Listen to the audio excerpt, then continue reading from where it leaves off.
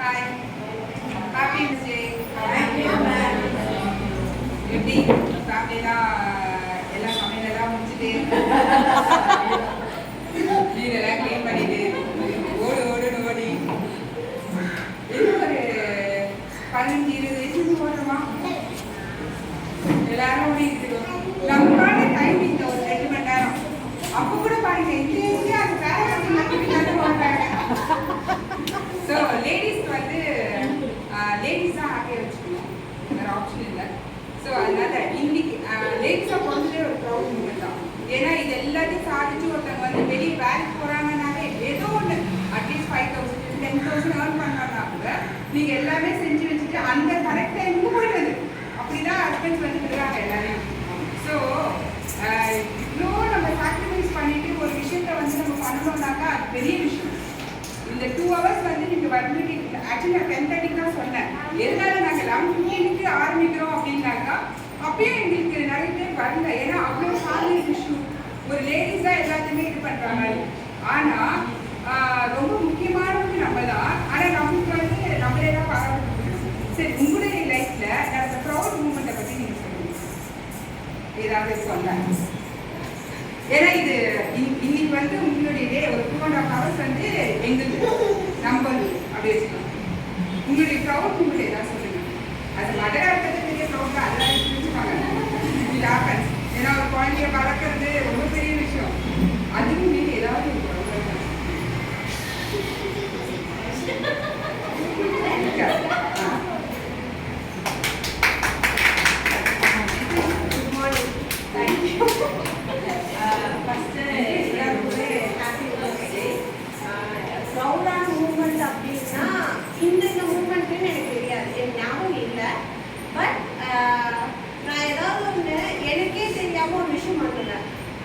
அதெல்லாம் என் தம்பி சொல்லுவான். என் தம்பி ஒரு ஆள் மட்டும்தான் என்னை நிறைய என்கரேஜ் பண்ணுவான். பண்ணும்போது ஒரே சொல்லுவான், சூப்பர் இதெல்லாம் நீ பண்ணுவியா அப்படின்னும்போது தான் இது எனக்கு சின்ன விஷயமா இருக்கும். ஆனால் அவன் சைட்லேருந்து யோசிக்கும் போது பரவாயில்ல. என் ஹஸ்பண்ட் ஆனால் வெளியே சொல்ல மாட்டாங்க. பட் என்ன பண்ணுவாங்கன்னா, நீங்கள் பண்ணிடுவா அந்த கான்ஃபிடென்ட் வந்து சித்தி. நான் நார்மலாக இருக்கும்போது கேனே தூக்க மாட்டேன். ஆனால் இல்லாத போது கேனும் தூக்குவேன், 10 குடம் தண்ணியும் தூக்குவேன். எங்கள் வீட்டிலலாம் வந்து நீ இவ்வளோ பண்ணுவியா, நாங்களாம் கூட்டி வளர்த்துட்டு தான் அங்கே போய் இவ்வளோ வேலை செய்வியா அப்படின்னு சொல்லி சொல்லுவாங்க. ஸோ அதெல்லாமே வந்து எனக்கு சௌகரியத்துக்காக நான் யோசிப்பேன். அண்ட் பாப்பா விஷயத்துலையுமே சரி, ஒரு டிசிஷனும் நான் எடுக்கும்போதும் வந்து கரெக்டாக இருக்கணும் அப்படின்னு சொல்லி யோசிச்சு பண்ணுவேன். யோசிச்சு பண்ணுவேன். நிறைய விஷயம் வந்து என்னோட இடத்துல வந்து அது மிஸ் ஆனதும் ஃபெயிலியர் ஆனதும் கிடையாது. எக்ஸாம்பிள் ஸ்கூல் கேஸ் எத்தனையோ பேர் இப்போவே ஸ்கூல் சேர்க்கிறேன் 5 வயசுக்கு ஸ்கூல் சேர்க்கணும் இவ்வளோ அட்டாச் பண்ணுற அப்படின்னு ரொம்ப பிரச்சனை பண்ணாங்க. ஒரே விஷயம், நாங்கள் இப்படி தான் படித்தோம். நான் 9th மந்த்லேருந்து டே கேர், தம்பி 9th மந்த்லேருந்து டே கேர், அம்மா வேலை செஞ்சுட்டு இருந்தாங்க. அப்படி இருக்கும்போது பரவாயில்ல சேரும். அவள் இப்போ வந்து அவங்கக்கிட்ட இங்கிலீஷில் எங்கள் இன்லாஸ் எல்லாமே வில்லேஜ் சைடு தான். ஸோ இங்கிலீஷில் பேசும்போது அவங்களுக்கு பேச தெரியலாங்க. ஒரே வார்த்தை தான் சொல்லிடுறாங்க, எனக்கு தெரியாதுன்னா தமிழ்லேயே பேசு எங்ககிட்ட அப்படின்னு சொல்லிடுறாங்க. அப்படி சொல்லும்போது எனக்கு எப்படின்னா கரெக்டான டைமில் தான் நான் போயிட்டு இருக்கேன் அப்படின்ற ஒரு அந்த ஒரு ஸ்டேஜில் வந்து நான் ப்ரௌடாக ஃபீல் பண்ணுறேன்.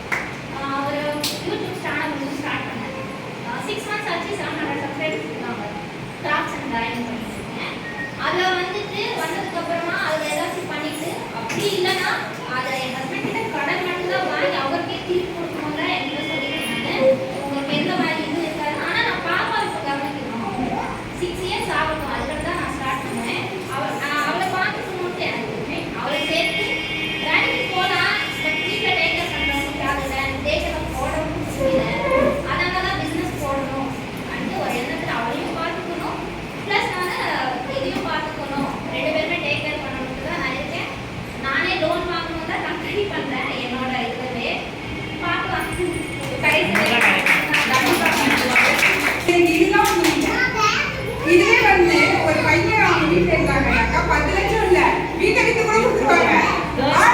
ஆனா லாஸ் வரும். ஆண்களுக்கு ஒரு ரூல்ஸ், பெண்களுக்கு ஒரு ரூல்ஸ். அதுதான் எனக்கு புரியல. அவங்க லாஸ் வந்தா time சரியில்லைன்றாங்க.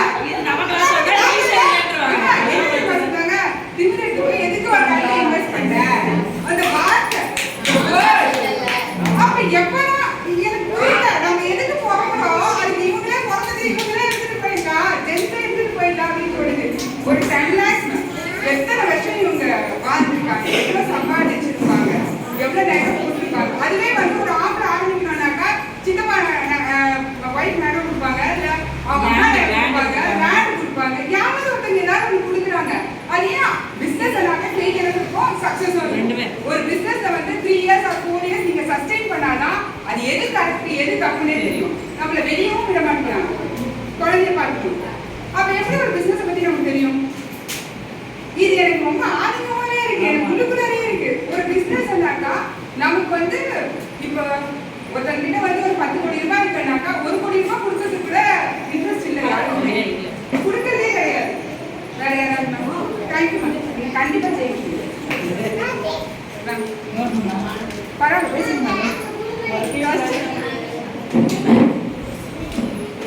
Happy women's day to all. எத்தனை வருஷமா மேம் ஒர்க் பண்ணுறீங்க? நான் ஆல்மோஸ்ட் 5 years அதுவே பெரிய விஷயம்.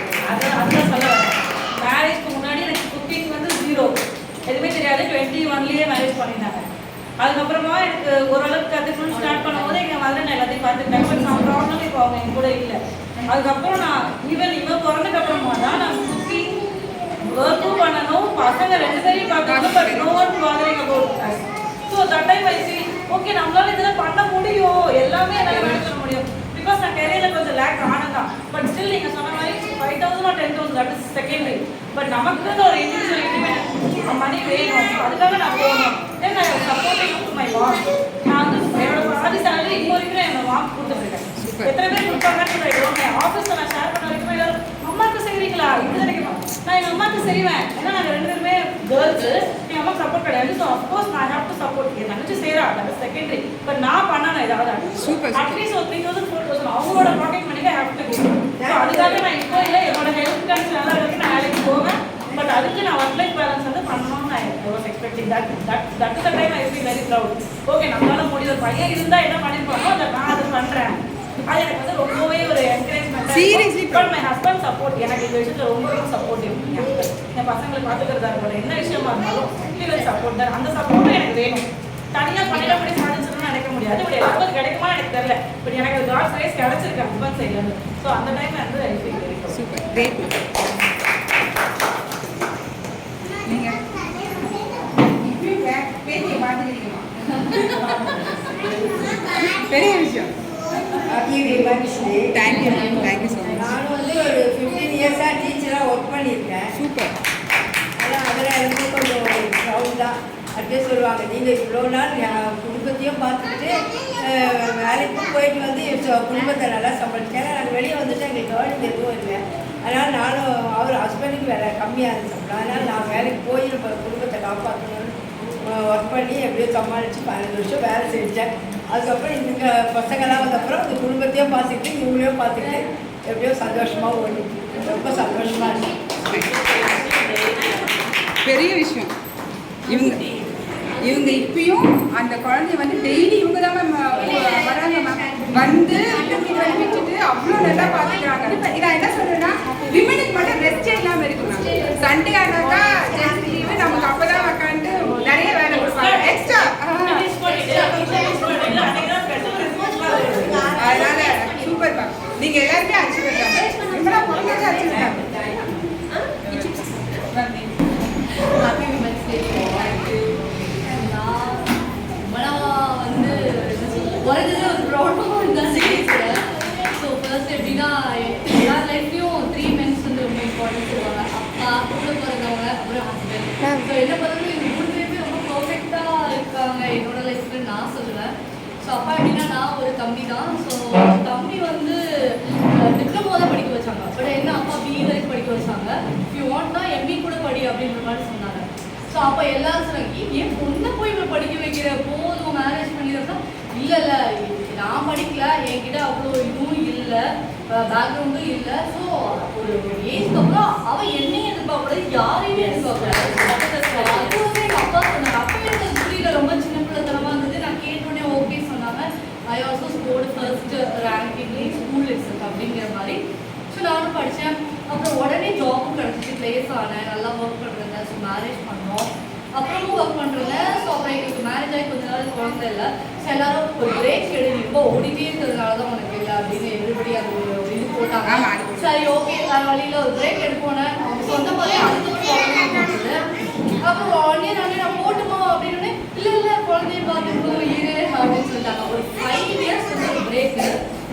ஒரு 2 yearsலேருந்தே நான் சண்டை போட்டே இருப்பேன்னு வச்சுக்கோங்க. திடீர்னு மூடு வந்துடும், என்னடா சமையல் பண்ணுறோம், பாத்திரம் விளக்குறோம், துணி துவைக்கிறோம், என்னடா இப்படி இருக்கே அப்படின்னு ஒரு தோணிட்டே இருந்துச்சு. ஸோ ஒரு 5 yearsக்கு அப்புறம் வீட்லேயே கொஞ்சம் ஒரு ஃபினான்ஷியல் இஷ்யூவாக இருந்தது. இதுதான் நம்ம இப்போதான் ஒரு ப்ரெஷரை போட்டு ஓட்டிடணும் அப்படின்ட்டு போட்டுருந்தேன். அப்புறம் வந்து எல்லாரும் என்னோட மதர் நல்லா நீ போ, நான் பார்த்துக்குவேன் குழந்தைங்க அப்படி. எனக்கு என்னன்னா யாரையுமே நான் ஃபுல்லாக டிபெண்ட் பண்ணக்கூடாது அப்படிங்கிறது என்னோட ஒரு தாட்டு. அம்மாவாக இருந்தாலும் சரி, அம்மாவாக இருந்தாலும் சரி, ஹஸ்பண்டாக இருந்தாலும் சரி, மாமியாராக இருந்தாலும் சரி, அவங்களுக்கு வீட்டு உடம்பு சரியில்லாமல் இருக்கான், இன்னைக்கு நீங்கள் குழந்தைய பார்த்துக்கோங்க, நான் போய் தான் ஆகணும், எதுவும் சொல்லிடக்கூடாதுன்னு நான் ரொம்பவே கான்ஷியஸாக இருக்கேன். ஸோ நான் இல்லை, எனக்கு ஒர்க் ஃப்ரம் ஹோம் எப்போ கிடைக்குதோ அது வரைக்கும் இருக்கிற பிஸ்னஸ். அதே மாதிரி ஒரு பெரிய எம்என்சியில் வாட் ஒர்க் ஃப்ரம் ஹோம் 1 year ஆச்சு. ஸோ வந்து இப்போ நல்லா ஒர்க் பண்ணுறேன், எல்லாம் பண்ணுறேன். ஸோ இப்போ என்னோட ஹஸ்பண்ட் வந்து பயங்கர சப்போர்ட். போனாலும் போ, இல்லை நான் போகலனாலும் சரி போ, சரி போகிறேன், இது பண்ணுங்க, இது முடியலன்னா ஓகே நான் பண்ணுறேன், இல்லை முடியலையா அதுக்கு என்ன பண்ணணும், சரி ஓகே அதையும் பண்ணுறேன், ஓகே அந்த மாதிரி. எனிவே அதுக்காக சண்டை இருக்காதா, சண்டை இல்லாத வீடு எங்களுக்கு இருக்கு. ஸோ எவ்ரிபடி இருக்கு. ஸோ பட் நான்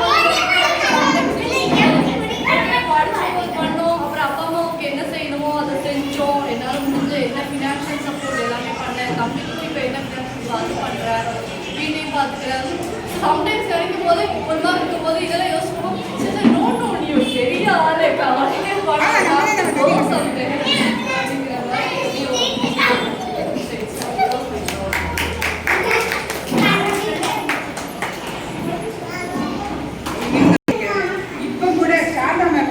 +2 படிக்கிறாங்க. அந்த குழந்தைக்கு எக்ஸாமினேஷன் போகும்போது +2 சில பேர் பேசிட்டு இருக்காங்கன்னா +2 முடிச்சோடனே கல்யாணம் பண்ணிடணும். அது ஏன் லேடிஸ்க்கு மட்டும் அந்த ரூல்ஸ் அண்ட் ரெகுலேஷன்ஸ் எனக்கு ஒன்றும் புரியல. பாய்ஸுக்கு வேற ரூல்ஸ் அண்ட் ரெகுலேஷன்ஸ் அதுவும் எனக்கு புரியல. அது எப்படி அது அவங்க படித்து முன்னுக்கு வரவே முடியாதா, இல்லை வெளியே போகக்கூடாதா, இல்லை படிக்கக்கூடாதா? அதே மாதிரி வந்து என்னை பொறுத்த வரைக்கும் ஒரு நம்மளுடைய ரெஸ்பான்சிபிலிட்டி என்னன்னு நான் நினைக்கிறேன்னாக்கா, உங்களுடைய சித்தப்பா பசங்க இருக்கலாம், பையன் இருக்கலாம், யாராக இருக்கட்டும், பெண்களை வந்து கொஞ்சமாவது மதிக்க சொல்லுங்க. அதே மாதிரி நீங்கள் தோசை சொல்லிங்களா, ஆம்பளை பசங்களா அவங்களே தோசை சொல்லுங்க, அவங்கள நம்ம சொல்லலாம். குழந்தைய போய் இப்படி பண்ற பசங்க வந்து தோசை ஊத்துறாங்க, தோசை சாப்பிடுறத யார் ஊத்துனா என்ன எனக்கு அது ரொம்ப கஷ்டமா இருக்கு. ஏன்னாக்கா அது ஒரு செப்பரேட்டா வச்சுக்கிறாங்க, இவங்களுக்கு இந்த வேலை இவங்களுக்கு அந்த வேலை அப்படின்னு. ஆனா லைஃப் லீட் பண்ணிட்டு 2 பேர் தான். நீங்க வேலைக்கு போறீங்கன்னா இப்போ சொன்னீங்கன்னா மேம் எங்க வீட்டுல பாத்தீங்கன்னா என் பொண்ணு என் பையன் தான் சமைக்கும் போது நான் இதை பண்ணட்டுமா நான் அதை பண்ணட்டுமா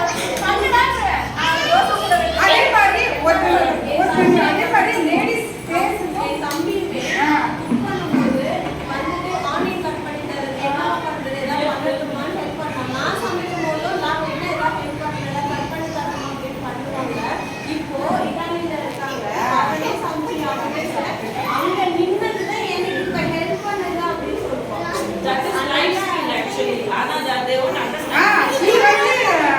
எல்லாருமே கத்துக்கணும்னு சொல்லுவேன்.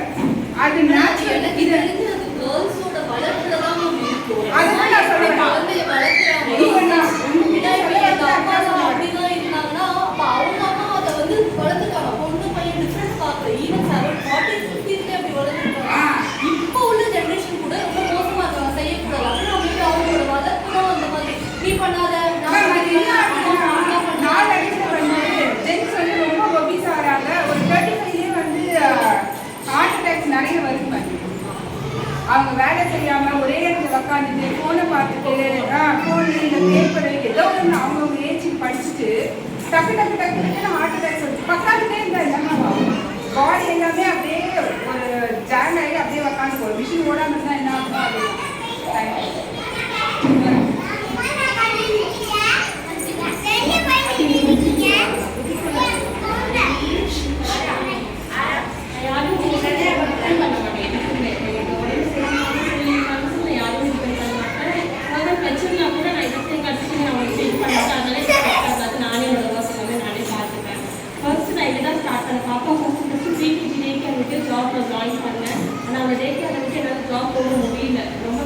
நைட் ஷிஃப்ட் தான் மேக்ஸிமம் வந்துட்டு நான் ஜாப் ரிசைன் பண்ணிட்டேன்.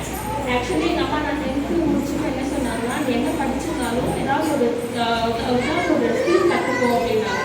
டைலரிங் ஏதோ ஒன்று கற்றுக்கோ அப்படின்னாங்க. ஆக்சுவலி எங்கள் அம்மா அப்பா சொன்னது நான் சும்மா தான் பண்ணேன் டைலரிங் போய் அப்புறம் நான் வந்து ஃபேஷன் டிசைனிங் முடிச்சேன் டிப்ளமா. இப்போ எனக்கு அது பார்த்தீங்கன்னா அதுதான் என்னோட மேஜர் பிளானாக இருக்குது. ஏன்னா இதுக்கப்புறம் பொண்ணு நம்ம எங்கேயும் நைட் ஷிஃப்ட் தான் போகணும், எங்கேயும் விட்டுட்டு போக முடியாது, போக நமக்கு கஷ்டமே தவிர எதுவும் பண்ண முடியும்னு சொல்லிட்டு இப்போ பாப்பா ஃபர்ஸ்ட் ஸ்டாண்டர்ட் ஜாயின் பண்ணதுக்கப்புறம் ஃபேஷன் டிசைனிங் தான் மறுபடியும் ஸ்டார்ட் பண்ணான்னு சொல்லி